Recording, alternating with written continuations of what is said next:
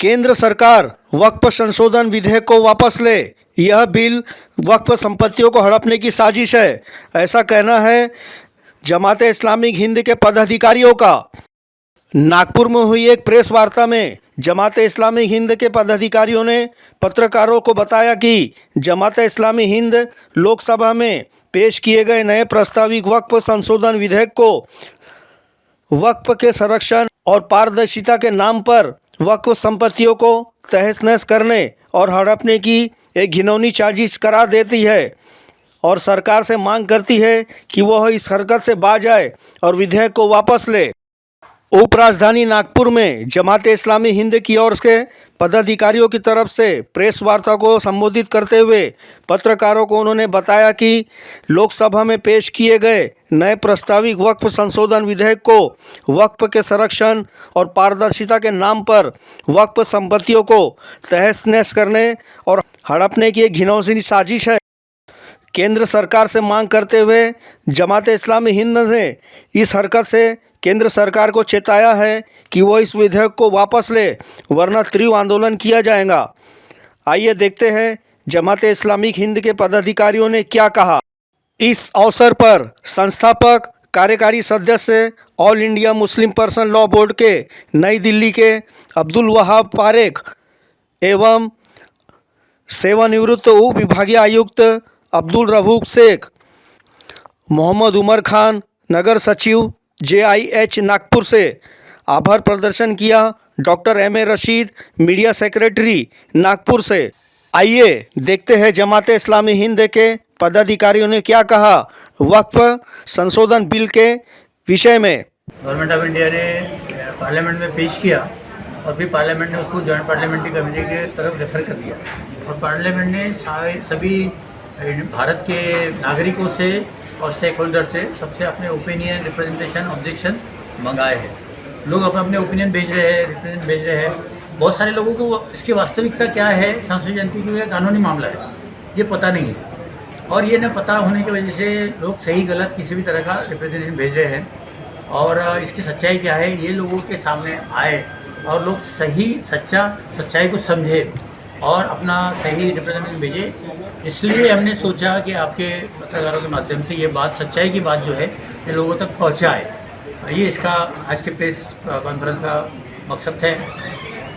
दूसरी बात है, जो संशोधन बिल है उसके पेश होने से लेकर के, तो उसके प्रोविज़न से लेकर के, तो ये सब हर चीज़ के ऊपर में हर कोई कॉमन आदमी का भी ऑब्जेक्ट करेगा, वह उसको पता चल जाए कि इसके संशोधन कितने डेंजरस है और अनकॉन्स्टिट्यूशनल है।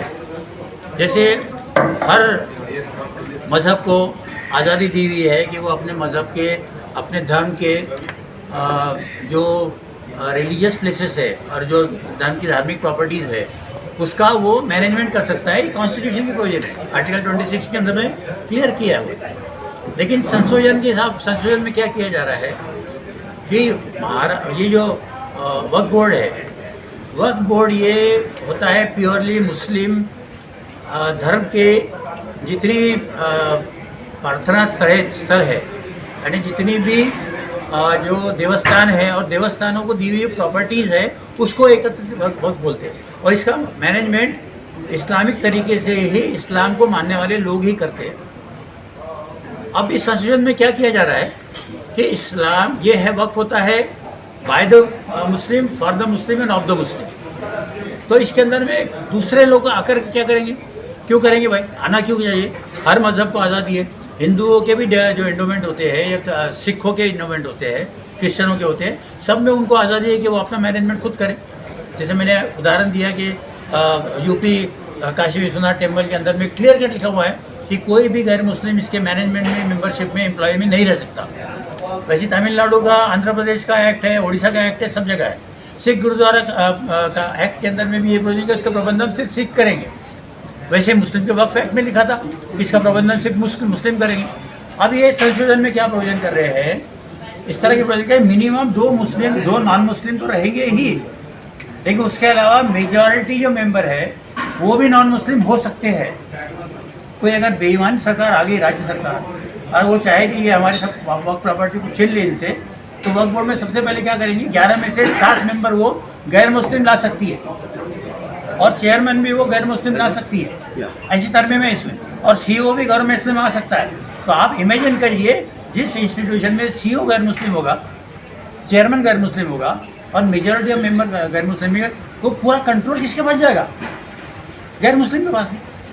तो मुसलमानों की प्रॉपर्टी, मुसलमान धर्म के बारे में ये है, मुसलमानों ने अपने परमेश्वर को खुश करने के लिए, ईश्वर को खुश कर दान की हुई प्रॉपर्टीज़ का मैनेजमेंट है। क्यों आप लेना चाह रहे हैं? आपकी नीयत क्या है? ये सबसे बड़ा सवाल खड़ा हो रहा है। वैसे ही सेंट्रल वक्फ काउंसिल है, उसका भी मैनेजमेंट वो इस तरह करना चाहते हैं। सेंट्रल वक्फ काउंसिल में सेंट्रल जो मिनिस्टर माइनॉरिटी अफेयर उसका चेयरमैन होता है, और उसके अलावा वो 22 मेंबर का गठन करके CWC करना चाह रहे हैं। उसमें से भी 12 मेंबर चाह रहे हैं कि वो गैर मुस्लिम हो सकते हैं। मिनिमम वो 10 मेंबर तो मुस्लिम रहेंगे, लेकिन 12 का प्रोविजन खुला छोड़ दिया। सरकार चाहेगी तो 12 गैर मुस्लिम हो सकते हैं। वैसे ट्रिब्यूनल का जो है, ट्रिब्यूनल में आज भी कोई भी गैर मुस्लिम भी जज हो सकता है, लेकिन उसके साथ मुस्लिम स्कॉलर हुआ करता था। अब क्या कर रहे हैं? मुस्लिम स्कॉलर का प्रोविजन निकाल दिए। सीईओ पहले था मुसलमान, कंपलसरी मुस्लिम होना जरूरी था। अब क्या कर रहे हैं? मुसलमान को हटा दिया, कोई भी आ सकता है। कोई इनके विचार सरणी का आदमी को लाके वो प्लांट कर सकते हैं। इसके अलावा ट्रिब्यूनल के अंदर में जो जज है, जो उसका ट्रिब्यूनल के डिसीजन की फाइनलिटी थी। ट्रिब्यूनल बनाए क्यों जाते हैं? कि कोई भी मामला जल्दी निपटे। अगर किसी ने इंक्रोचमेंट किया है, प्रॉपर्टी हड़पी है, तो कोर्ट में मामला जा रहा है, तो कोर्ट जल्दी से उसको डिसाइड करे और वो डिसीजन फाइनल रहता है। तो एक्ट में प्रोविजन क्या थी? ट्रिब्यूनल में ट्रिब्यूनल का जजमेंट फाइनल होगा, इसकी कोई अपील हाई कोर्ट में, सुप्रीम कोर्ट में नहीं होगी। लेकिन आप प्रोविजन क्या कर रहे हैं? नहीं, ट्रिब्यूनल का जजमेंट फाइनल नहीं होगा, इसके ऊपर अपील हो सकती है हाई कोर्ट में, सुप्रीम कोर्ट में। यानी एक प्रॉपर्टी शेख साहब, सदस्यों की जो चुनाव की जो प्रक्रिया होती थी, वो उसमें कुछ बदलाव है कि नए बिल में? नहीं, हाँ बिल्कुल। पहले जो बोर्ड होता था वो 7 मेंबर चुने जाते थे। इलेक्टोरल कॉलेज होता था। पहले MP अपना एक MP, 2 MP चुनते थे। सारे स्टेट के MLA अपने 2 MLA चुनते थे। सारे मुतवल्ली 2 MLA चुनते थे, 2 मुतवल्ली चुनते थे। स्टेट बार काउंसिल के मेंबर मिला के 2 चुनते थे। ऐसे 4 दूने 8 मेंबर होते थे इलेक्टेड कैटेगरी के। और जो है 5 मेंबर होते थे नॉमिनेटेड कैटेगरी। वो स्कॉलर हो सकता था, NGO हो सकता था, मैनेजमेंट का एक्सपर्ट हो सकता था। अब क्या कर दिया उन्होंने? पूरा बोर्ड जो है सरकार नॉमिनेट करेगी, इलेक्शन नहीं करेगी। ध्यान रखिए, सरकार जैसे बाकी बोर्डों में होता है, सरकार जो अपने पॉलिटिकल लोगों को उठाती है। नॉमिनेट का अधिकार किसको होगा? नॉमिनेट करने का अधिकार सरकार को रहेगा, स्टेट गवर्नमेंट। स्थानीय स्तर पे किसको होगा? स्थानीय स्तर पे किसी को नहीं ना। राज्य शासन का जो मंत्री रहता है माइनॉरिटीज का, और मुख्यमंत्री होता है, इनके हाथों में जाएगा। और जो मेन रहता है माइनॉरिटी मिनिस्टर। अब हमने जो देखा है कि महाराष्ट्र में भी 5 साल तक माइनॉरिटी मुसलमान नहीं था। तो हो सकता है कहीं पर मुस्लिम माइनॉरिटी मिनिस्टर नहीं हो, तो बोर्ड का पूरा गठन इस तरह। सवाल ये होता है कि मुसलमानों के अफेयर्स में, कॉन्स्टिट्यूशन में जिसको आज़ादी दी है, उसमें आप क्यों घुसना चाह रहे हैं? उसको आप डिस्टर्ब क्यों करना चाह रहे हैं? आपकी मंशा क्या है? उसमें वही काम किया जा सकता है। जो चीज डोनेट हो जाती है वो संसार के मालिक को अर्पण होती है। संसार का मालिक, उसका ओनर होता है, उसके अंदर में किसी और को हस्तक्षेप करने का अधिकार नहीं होता।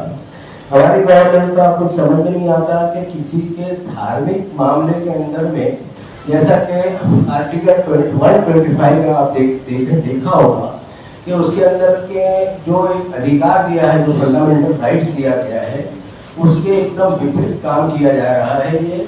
और ये हमारी हुकूमत का काम नहीं है ये, और हमारी हुकूमत को ये काम नहीं करना चाहिए। और उसके बहुत सारे हैं, अगर उसके ऊपर ये पूरी तरीके से अगर बात की जाए तो शाम हो जाएगी, और इतना समय आप लोगों के पास में भी नहीं होगा। हमारे जो अब्दुल रऊफ शेख साहब हैं, वो आपको कानून के हिसाब से वो आपको तफसील से बताएंगे, कि वो उसके बड़े जानकार हैं। इसी पर मैं अपनी बात को ख़त्म करता हूँ। धन्यवाद। Thank you very much. धन्यवाद अब्दुल वहाब वाली साहब। अब इसके बाद मैं अब्दुल रऊफ शेख साहब से ये दरख्वास्त करता हूँ कि वो इस विधेयक पर अपनी जो है बात पेश करें। नमस्कार। मेरा नाम अब्दुल रऊफ शेख अब्दुल रऊफ। मैं deputy commissioner divisional commissioner office में डिप्टी कमिश्नर था डेवलपमेंट इश्यूज के, वहाँ से रिटायर हुआ। पीछे से चले 2 साल पहले वक्फ बोर्ड, महाराष्ट्र स्टेट वक्फ बोर्ड होता है, इसका हेडक्वार्टर औरंगाबाद में है, उसमें चीफ एग्जीक्यूटिव ऑफिसर करके मैं रहा। और अभी जो बिल पर जो भी इशू पर गर्मा गर्म बहस चल रही है पूरे कंट्री में, उसके इश्यूज के हर एक पल को, हर एक बारीकी को मैंने अच्छे से समझने की क्लास बाय क्लास कोशिश की है। मेरे साथ मेरे कुछ मित्र है, हाई कोर्ट जज, डिस्ट्रिक्ट कोर्ट जजेस है, हमारे टीम के हिस्सा है। हमने बैठ के 3 दिन इस बिल को अच्छे से स्टडी किया, क्लास बाय क्लास, इसके ऑब्जेक्ट्स, एम्स देखे और फिर हम नतीजे में पहुंचे ये बिल क्या है, क्या चीज है। तो मैं आप सबको इसके बारे में तफसीली बताऊंगा। अगर आप इसमें से बहुत सारे लोग मराठी जानकार है तो उनके लिए बोल दो की मी माझं नाव अब्दुल रऊफ शेख आहे, मी उपायुक्त होतो विभागीय आयुक्त कार्यालयात आणि वक्फ बोर्डात 2 वर्ष चीफ एक्झिक्युटिव्ह ऑफिसर म्हणून राहिलो। हा विषय माझा राहिलेला आहे 2 वर्ष, त्याच्यावर आम्ही खूप स्टडी केली। 3 आमचे जजेस आणि वकील सर्वांनी मिळून क्लास बाय क्लास ते मी थोडक्यात तुम्हाला सांगण्याचा प्रयत्न करेल। आणि खरोखर हे बिल मुसलमानांसाठी नाही, इतरांसाठी आणि न्यायपूर्व आहे की कसं आहे हे आपल्याला कळेल। मैं ब्रीफ आपको बताऊंगा कि ये बिल की कॉपी मेरे हाथ में है। इस बिल में अमेंडमेंट जो है टोटल, देखिए original act, this is Waqf act, ये ओरिजिनल एक्ट है वक्फ एक्ट 1995। इसमें देयर आर टोटल 112 प्रोविजन्स, 112 त्याच्यामध्ये प्रोविजन्स आहेत, क्लॉजेस आहेत। अब 112 प्रोविजन्स के अंदर में 44 क्लॉजेस, 44 सेक्शंस में ये जो नया इन्होंने अमेंडमेंट बिल आया है 2024 का, इसमें प्रोविजन्स उन्होंने डाली है 44 क्लॉजेस। और इसके बिल के अंदर जो क्लॉजेस का है उसमें समरी में एक स्टेटमेंट ऑफ ऑब्जेक्ट दिया हुआ है, statement of object and reasons why they are bringing this bill. का ते अमेंडमेंट बिल आणू इच्छित शासन एकदम मांडले त्याच्यामध्ये पार्लियामेंटमध्ये without consulting any stakeholder. Object ये है कि हम जो है वक्फ के एक्ट में, इस एक्ट में जिसमें पूरा गवर्नेंस चलता है पूरे वक्फ का, उसको बहुत अच्छा बनाना चाहते हैं, मुसलमानी के लिए उसके लिए डेवलपमेंट करना चाहते हैं। जो मिसमैनेज हो रहा है उस मिसमैनेजमेंट को हम हटाना चाह रहे हैं।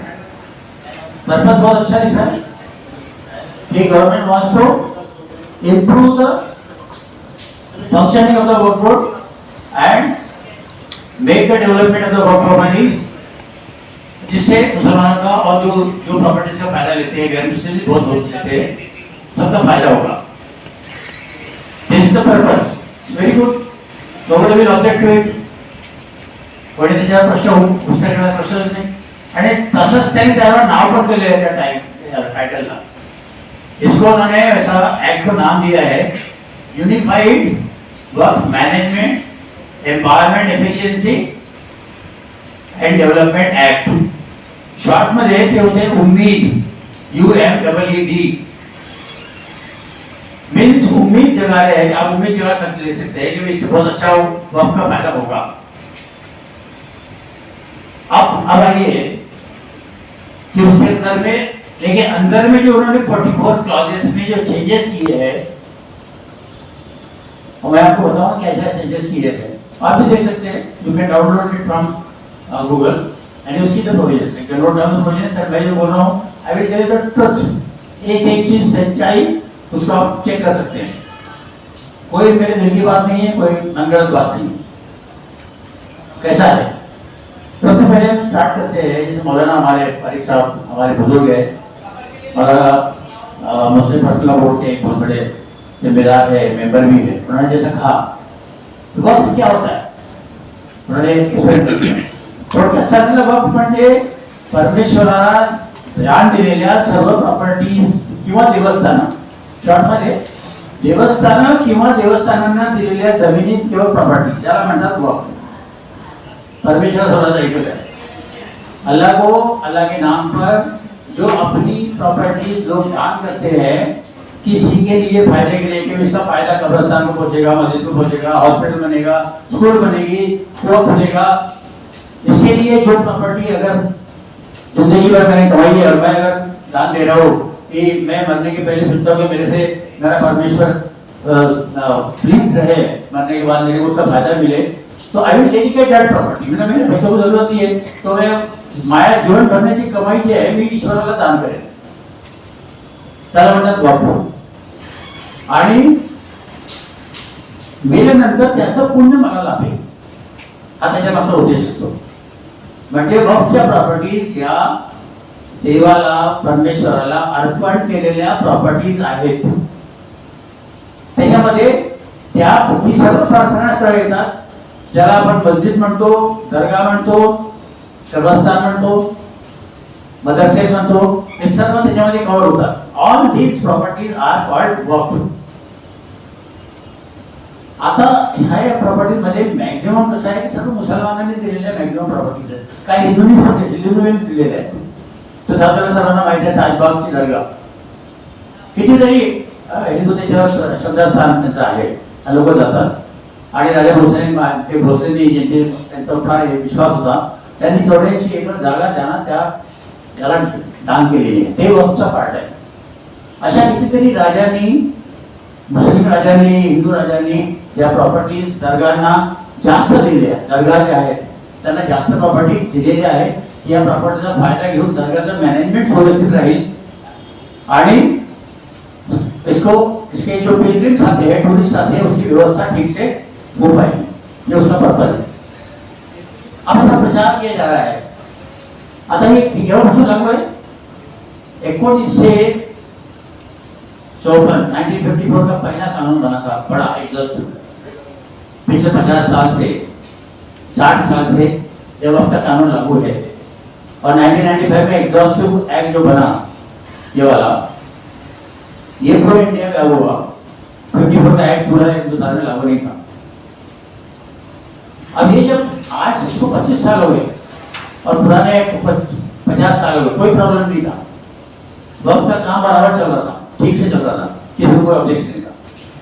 अभी सडनली उसको प्रॉब्लम आ गई और सडनली ये बिल पास हो गया बगैर किसी को कॉन्फिडेंस में लिए। अब ये बिल है किसका, किसकी प्रॉपर्टी है, वक्फ किसकी है, by the Muslim, for the Muslim, of the Muslims, primarily एक सेशन छोड़ दिया है। अपवाद वगैरे तर मुसलमानांकरता मुसलमानांच्या धर्माच्या अनुषंगाने दिलेल्या संपत्ती या सर्व वक्फ आहे। तर याचं मॅनेजमेंट कोण करेल, नॅशनली मुसलमान करेल। आणि आपल्याला कॉन्स्टिट्यूशन ऑफ इंडियाने अधिकार दिलेले आहेत। कॉन्स्टिट्यूशन ऑफ इंडियाच्या आर्टिकल 25 मध्ये, आर्टिकल 26 मध्ये असं म्हटलेलं आहे specifically, every religious denomination or any section thereof shall have a right to establish, maintain religious charitable institution, manage its own affairs in matter of religion and own property, administer such property, and law inconsistent with fundamental rights will be void under article 13. म्हणजे कुठल्याही धर्माला त्यांच्या स्वतःच्या धर्माच्या संबंधी आपल्या संपत्ती गोळा करता येतील, त्यांना मॅनेजमेंट करता येतील आणि त्या धर्माचे लोक ते करतील। आणि जर याच्या विरुद्ध कोणता कानून किंवा लॉ सरकारने पास केला तर तो आर्टिकल 13च्या नुसार वाईड होईल, इलिगल होईल, अनकॉन्स्टिट्यूशनल डिक्लेअर होईल। त्या त्याचा बेसिक उद्देश झाला। आता मी तुम्हाला सांगितलं की वक्फ काय आहे आणि वक्फ मध्ये काय उद्देश म्हटलेला आहे आता आपण याच्याकडे येऊ, त्या उद्देश तर फार चांगले दाखवलेले आहेत, पण ऍक्च्युअली कायद्यामध्ये ज्या प्रोविजन्स केलेले आहेत, जो प्रोविजन्स उन्होंने अंदर डाली है वो क्या है, वो कितनी डेंजरस है। आणि वो इंसान तो आपको समझ जाओगे, मुझे बोलने की जरूरत नहीं है कि ये वक्फ के फेवर में है कि वक्फ के अगेंस्ट में है। ये वक्फ बोर्ड को स्ट्रॉन्ग करने वाली है कि वक्फ बोर्ड को वीक करने वाली है, या वक्फ प्रॉपर्टीज को प्रोटेक्शन करने वाली है कि वक्फ प्रॉपर्टीज का सत्यानाश करने वाली है।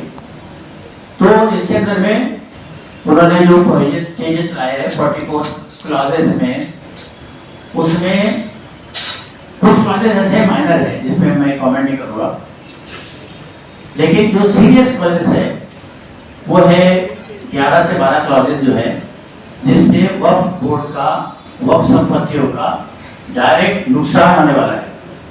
अब वक्फ बोर्ड जो है वो मुसलमानों के हाथ से निकल जाएगा। सबसे पहली बात, इस कानून में सेक्शन 3 में डेफिनेशन क्लॉज है। डेफिनेशन में उन्होंने हमारे नोट में भी दिया हुआ है, उन्होंने बहुत चेंजेस किए। डेफिनेशन में पहला चेंज उन्होंने किया है, वक्फ की डेफिनेशन दी है। वक्फ म्हणजे काय, म्हणजे any property donated by Muslim और any person professing Islam for any charitable, religious और pious purpose will be a waqf. उसमें लिखा and will include waqf by user. तो वक्फ बाय यूजर म्हणजे काय, उसको किसको बोलते हैं, वक्फ बाय यूजर यानी जो संपत्तियां सालों से मस्जिद करके वक्फ करके इस्तेमाल होते आ रही है। अब देखिए आपको वक्फ का कंसेप्ट कैसा है, मौलाना साहब ने बोला हमारे प्रॉफिट मोहम्मद सल्लल्लाहु अलैहि वसल्लम इनके जमाने से चालू, 1407 से वक्फ चल रहा है, लोग अपने संपत्ति दान दे रहे हैं, लेकिन इसको मॉनिटर करने वाला कोई कानून नहीं था। जब मुगलों का राज था या मुसलमानों का राज था तो काजी वाले उसको मैनेजमेंट करते थे। एक कानून सबसे पहले आया 1913 में, पिछले 100 सालों से इसको कानून में मॉनिटर कर रहे हैं। तो इतने सैकड़ों सालों से प्रॉपर्टीज डोनेट हो रही है, वक्त दी जा रही है, उसका कोई रिकॉर्ड नहीं था क्रिएशन का। किसी ने दे दिया चलो भाई ये है, आप खुद वाले बन जाइए, आप ये बन जाइए, क्रिएशन रिकॉर्ड नहीं है। मस्जिदें हैं बहुत सारी, हमने देखा होगी, बाबरी मस्जिद का पार्ट ऑफ है, बहुत सारी मस्जिदें, हजारों मस्जिद हिंदुस्तान में मिलेंगी आपको, हजारों जगह मिलेंगी, जिसका क्रिएशन का कोई रिकॉर्ड नहीं है। That all these institutes were covered under Waqf by user. अब इन्होंने पहली जो तरमीम की है, हिट किया है वक्फ बोर्ड को कि there will be no provision like Waqf by user, they are omitting this provision.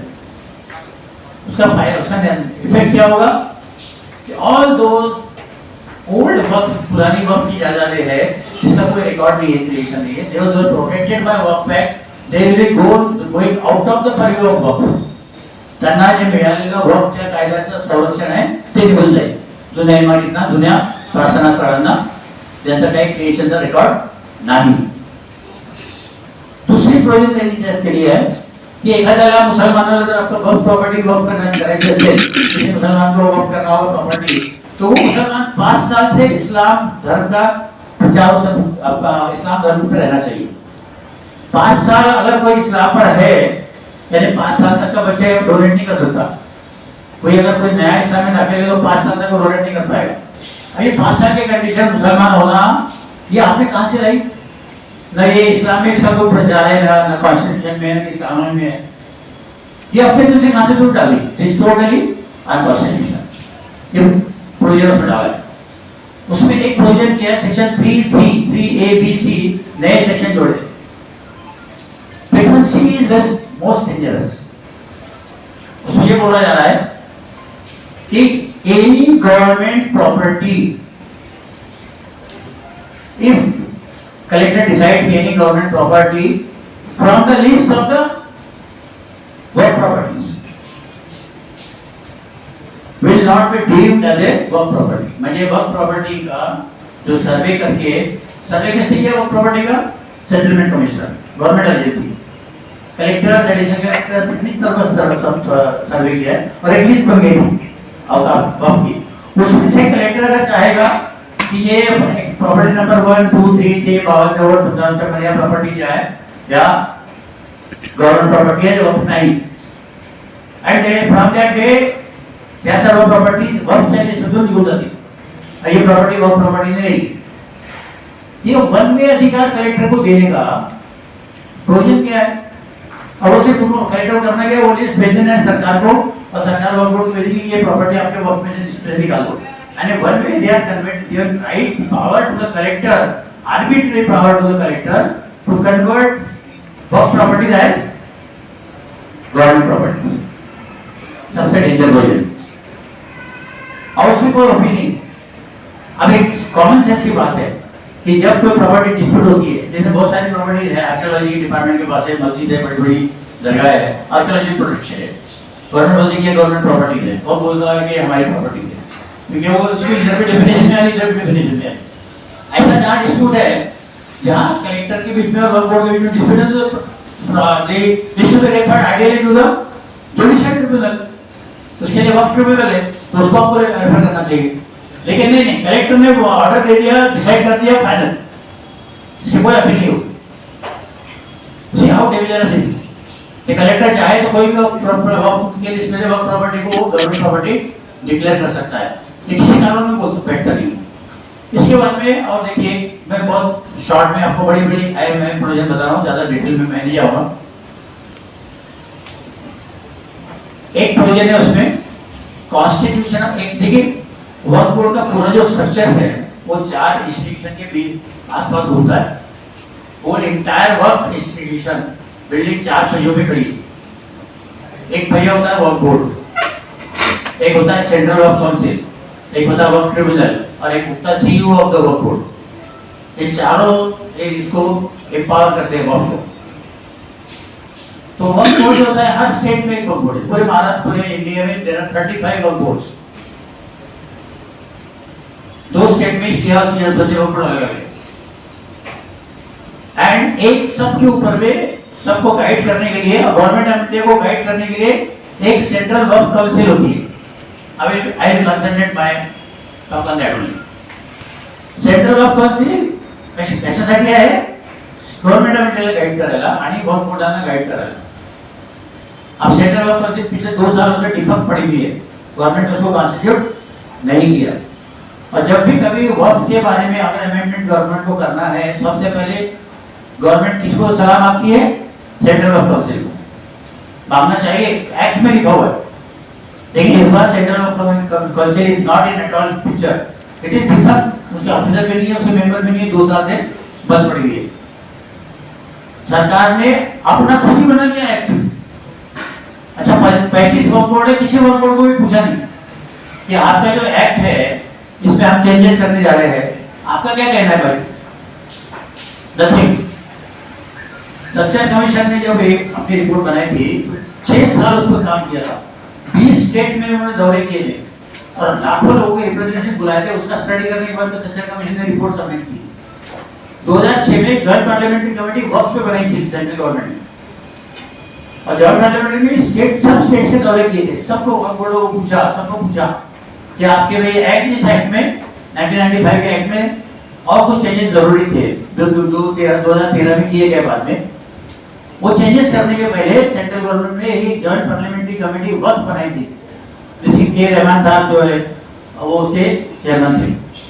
उन्होंने हर स्टेट में जाकर हर वर्क बोर्ड को पूछा, सीडब्ल्यूसी को पूछा, बड़े बड़े वर्क सेशन में कि आपकी इस वक्त में हम लोग ये चेंजेस करने जा रहे हैं, आपको मान्य है कि नहीं मान्य है? ये शादी आपकी करेंगे पूछे तो आपको ना, तुला नवरी पसंत आहे की नाही, तुम्हाला तुला विचारणार, तुला लग्न करायचं आहे की मी बाजूच्या माणसाला विचारेन। तो सबका विचार निर्णय लेने के बाद में सरकार, गवर्नमेंट ऑफ इंडिया ने 2006 के जेपीसी ने 2013 के अमेंडमेंट फाइनल करी थी और बहुत अच्छे अमेंडमेंट पास हुए थे। और वो उसमें मुसलमानों ने योगदान भी किया था, मुसलमानों ने और भी सबने किया था। अब क्या कर रहे हैं? किसी को नहीं पूछा, कोई किसी वक्त को पूछा गया नहीं, किसी सीडब्ल्यूसी को पूछा गया नहीं, किसी इंस्टीट्यूशन को पूछा नहीं कि आपके वक्त के कानून में क्या चाहिए आपको बताइए, किसी को पूछा नहीं। और सीधा उन्होंने उठा के कर दिया। अब उसमें सबसे बड़ा और सबसे डैमेजिंग जो चेंज मुसलमानों को जिसके ऊपर में आज गुस्सा है, वो है बोर्ड का गठन और सीडब्ल्यूसी का गठन। अब बोर्ड होता है, हर राज्य का एक बोर्ड होता है, प्रत्येक राज्याचा एक बोर्ड असतो, त्याचा मी सीईओ। उसके उसका सीईओ भी मुस्लिम रहता है, वक्फ बोर्ड के सारे मेंबर मुस्लिम होते हैं। नेचुरली सर्वांना अधिकार आहे, त्यांनी कॉन्स्टिट्यूशन म्हणते की प्रत्येक धर्माला त्याच्या रिलीजियस इन्स्टिट्यूशनचा गव्हर्नन्सच्या अधिकार त्यांना राहील। आणि 1863 इंडोमेंट एक्ट है, तो पण म्हणतो की जिस भी धर्म की इंडोमेंट होगा उसके धर्म के लोग उसका गवर्नेंस करेंगे और हर कानून उसकी इजाजत देता है। तो अभी आपने सुना होगा यूपी श्री काशी विश्वनाथ टेम्पल, इसके अंदर में प्रोविजन है सेक्शन 3 में कि काशी विश्वनाथ टेम्पल का management, trustee, members, officer and even employees will be Hindu. और किसी ने अगर हिंदू धर्म छोड़ दिया तो उसका ऑटोमेटिकली उसकी मेंबरशिप चली जाएगी। ऐसे ही प्रोविजन कर्नाटक के एक्ट में, आंध्र प्रदेश के एक्ट में, तमिलनाडु के एक्ट में, उड़ीसा के एक्ट में और बहुत सारे एक्ट में। और नेशनल रहना भी चाहिए, जिस धर्म का एंडोमेंट है उसका गवर्नेंस कौन करेगा, उसी धर्म के लोग करेंगे। लेकिन इन्होंने क्या कर रहे हैं, देखिए बहुत इंपॉर्टेंट प्रोविजन सेक्शन 9 सेंट्रल वक्फ काउंसिल का कॉन्स्टिट्यूशन, जो सेंट्रल गवर्नमेंट को गाइड करती है, वक्फ बोर्ड का को सुपरवाइज करती है, वक्फ बोर्ड के ऊपर नियंत्रण करती है, वक्फ बोर्ड को गाइड करती है। सेंट्रल वक्फ काउंसिल में पहले 14 मेंबर होते थे, सबके सब मुसलमान होते थे, उसका सेक्रेटरी भी मुसलमान होता था। अब क्या चेंजेस कर रहे हैं, वो बढ़ाकर के उन्होंने 22 मेंबर, एक मिनिस्टर और 21 मेंबर, मंत्री कोई भी रह सकता है। लेकिन 21 मेंबर में जो होंगे कंपल्सरी दो नॉन मुस्लिम मेंबर होंगे, कंपल्सरी 10 मेंबर मुसलमान होंगे और बाकी जो है 22 में से 21 में से 10 मुसलमान होंगे। बाकी प्रोविजन छोड़ दिया उन्होंने कि मुसलमान होंगे, बहुत से रिलीजन लोगों ने छोड़ दिया। इसका इंटरप्रिटेशन ये निकलता है कि 2 हिंदू तो कंपल्सरी होंगे, लेकिन उसके अलावा जो है वो भी जो है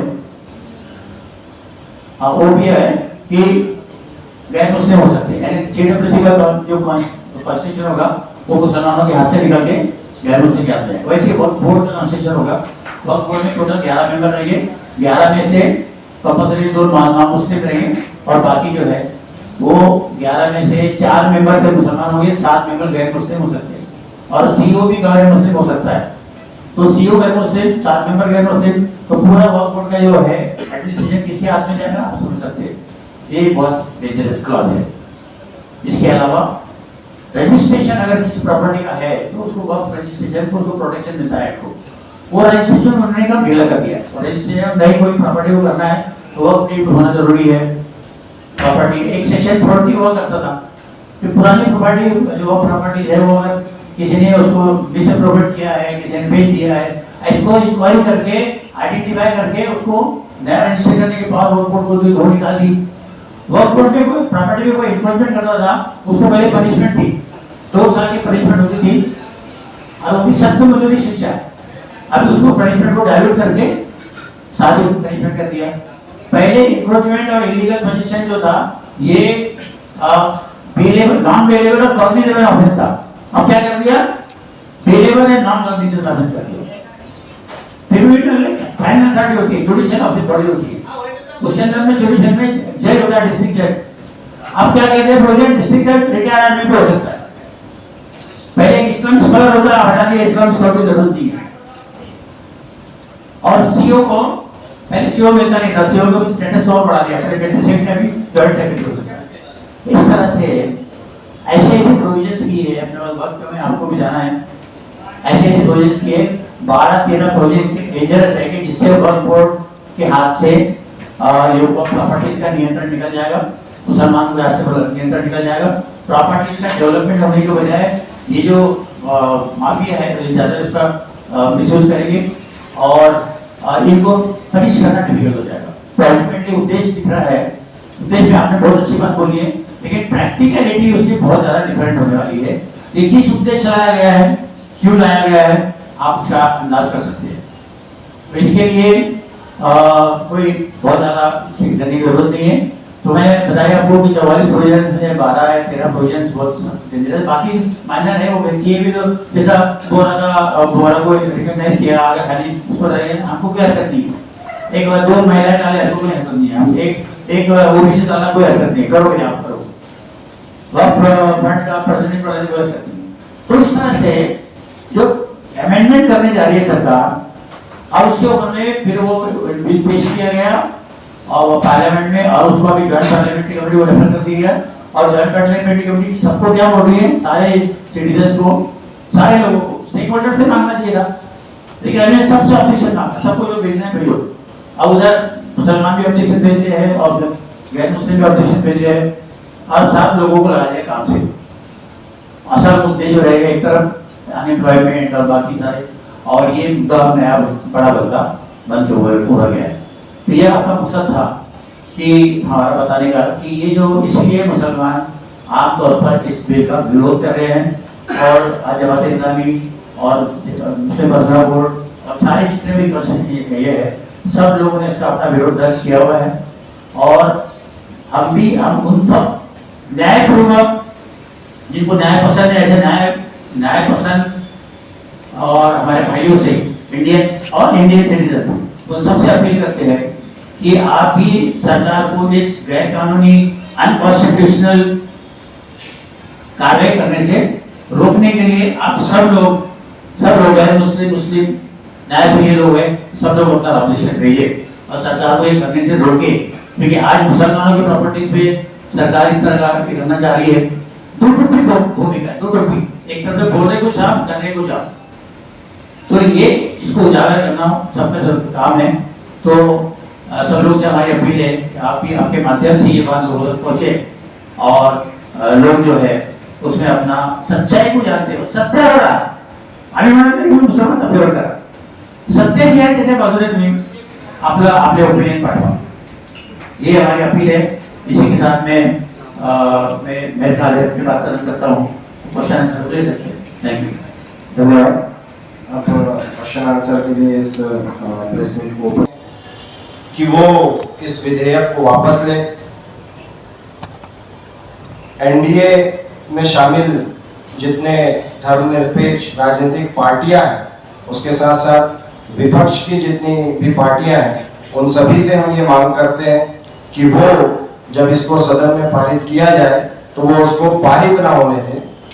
और इसके साथ साथ हम ये भी स्पष्ट रूप से आपके सामने ये बात रखना चाहते हैं कि अगर वक्फ संपत्तियों को नष्ट करने की कोशिश की जाएगी या उन पर कब्जा करने की कोशिश की जाएगी, तो जमात इस्लामी हिंद तमाम मुसलमानों को लेकर के, साथ ही जितने भी अन्य अल्पसंख्यक लोग हैं उनको साथ में लेते हुए, और जितने भी न्यायप्रिय लोग हैं उन सभी को साथ में लेकर के हम इस बात की कोशिश करेंगे कि इसके खिलाफ कानूनी और लोकतांत्रिक तरीके जो है अपनाकर इसके खिलाफ जो है पूरी एक मुहिम चलाई जाए और इसको जो है रोका जाए।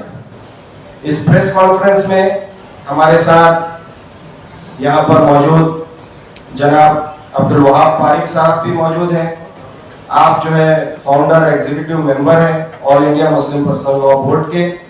इसके साथ साथ हमारे साथ जो है अब्दुल रऊफ शेख साहब मौजूद हैं जो रिटायर्ड डिप्टी डिविजनल कमिश्नर और उसी के साथ साथ एक्स सीईओ महाराष्ट्र स्टेट वक्फ बोर्ड के जिम्मेदार भी हैं। तो मैं ज़्यादा वक्त न लेते हुए मैं जो है अब हमारे जो गेस्ट हैं उनसे आप जो है उनका संबोधन सुनेंगे इस हवाले से। तो सबसे पहले मैं अब्दुल वहाब पारिक साहब से को आमंत्रित करता हूं कि वो वक्फ संशोधन अधिनियम 2024 से मुतालिक अपनी बात जो है हमारे सामने रखे। धन्यवाद। अस्सलाम वालेकुम वरहमतुल्लाहि वबरकातुहू। आदाब। आप सभी आमंत्रित लोगों का मैं स्वागत करता हूँ इस मीटिंग के अंदर में। मैं मेरा परिचय दूँ कि वैसे इन्होंने परिचय दे दिया, लेकिन तब भी मैं इतिहास में जो है आपको बता दूँ कि मेरा नाम अब्दुल वहाब पारिक है। मैं नागपुर में रहता हूँ और मैं all India Muslim personal board नई दिल्ली इस संस्था का मैं फाउंडर मेंबर हूँ। ये संस्था सामाजिक काम और इंसानों को न्याय दिलाने के लिए काम करती है। इस संस्था का मैं फाउंडर मेंबर हूँ। आप लोग जानते हैं कि इस वक्त वक्फ बोर्ड के ताल्लुक से जो हुकूमत ने, हमारी गवर्नमेंट ने जो पार्लियामेंट में बिल पेश किया था, वो बिल पास नहीं हो सका और उस बिल को उन्होंने जॉइंट पार्लियामेंट कमेटी के सुपुर्द कर दिया है। जॉइंट पार्लियामेंट कमेटी की एक बात हमारी समझ में नहीं आई, जो एक सभी न्याय प्रिय बात है। आपको मैं एक मिसाल देकर के बताना चाहता हूँ कि अगर किसी इंसान ने किसी मसान घाट को कोई ज़मीन डोनेट किया है, वहाँ के उस समुदाय और उस संस्था के लोगों का अंतिम संस्कार करने के लिए, उसके लिए हम फिर दूसरे समुदाय के लोग, जैसे कि मुस्लिम समाज है, जूस हैं या क्रिश्चियंस हैं या और समाज हैं, उनसे हम उनकी राय मांगते हैं। ये राय मांगना कितना न्यायप्रिय है आप